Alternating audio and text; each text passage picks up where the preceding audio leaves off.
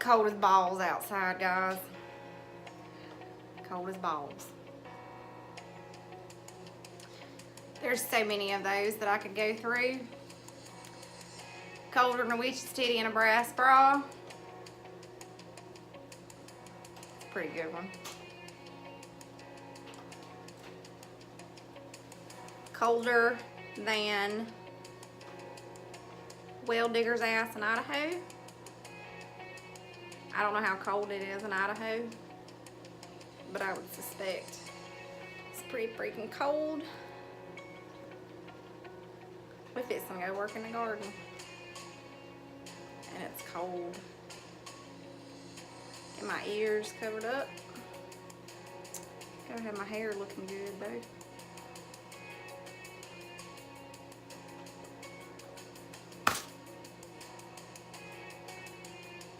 Let's go work in the garden. Today I want to talk about dreams and your imagination. Let's go on a little trip. When's the last time you had a dream? Not like an in your sleep dream, a real dream. A goal so big that it almost scares you. A dream that inspires you to do something. People get so complacent in where they are. Sometimes I wonder, does it make me weird that I have such lofty goals and dreams for myself? Does anyone else dream? Does anyone else have goals? I look around this small town that I live in, and everyone just seems to be happy where they are. I like to call it small town southern mindset. Don't get me wrong, I love the small town vibe. It's nice, it's comfortable, it's wonderful. I couldn't live in a big city. That's just not me. But everyone here seems to be just living life day by day.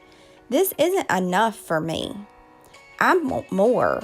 I'm curious. I want to know what all this world has to offer. The free spirit in me is dying to know, yearning to learn, desires to dream, longing to discover all that there is. There's a big world out there that no one seems to see, or maybe they don't care to see. It's almost like they have blinders on. Were we unknowingly taught not to see the big picture, to not dream of what all is really out there? I believe we were, but how did I escape this teaching? Answers. I want answers. It's almost like I'm on the outside looking in sometimes. It's funny how I have a song for just about everything.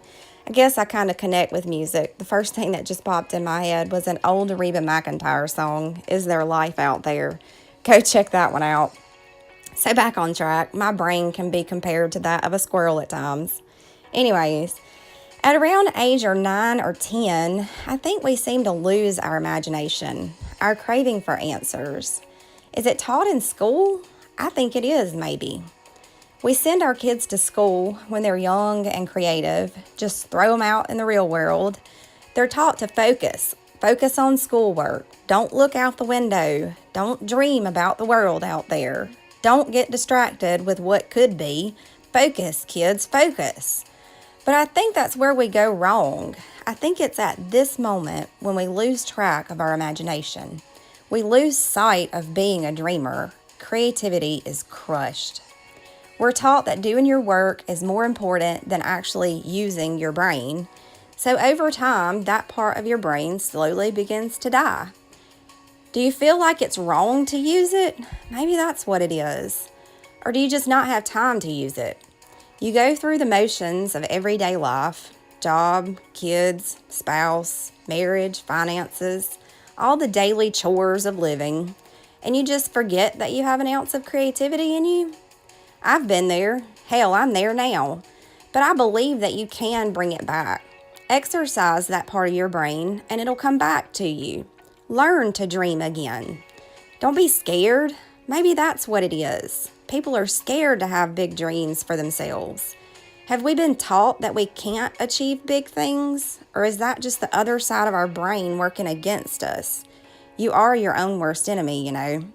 So don't be so hard on yourself. Don't be afraid to dream. If your dreams don't turn out the way you planned, you'll probably be a better person than you were before anyway.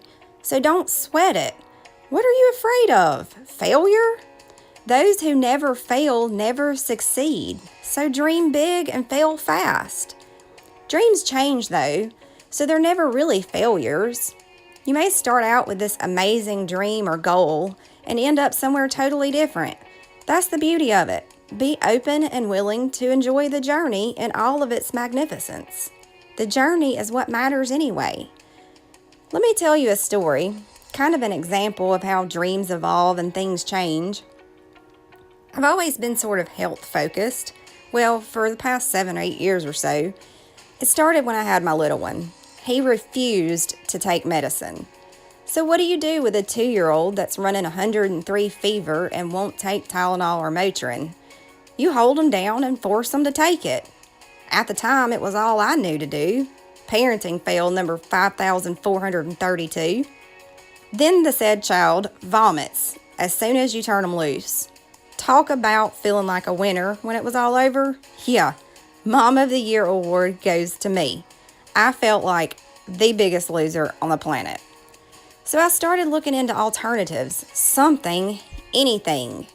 I found essential oils and said, well, heck, I'll give them a shot. Whoa, this opened up a whole new can of worms. I started getting more and more focused on the things that we were consuming, all the chemicals that we came into contact with on a daily basis, fluoride, heavy metals, vaccines, hormone disruptors, antibiotics. The list is never ending. Mind blown.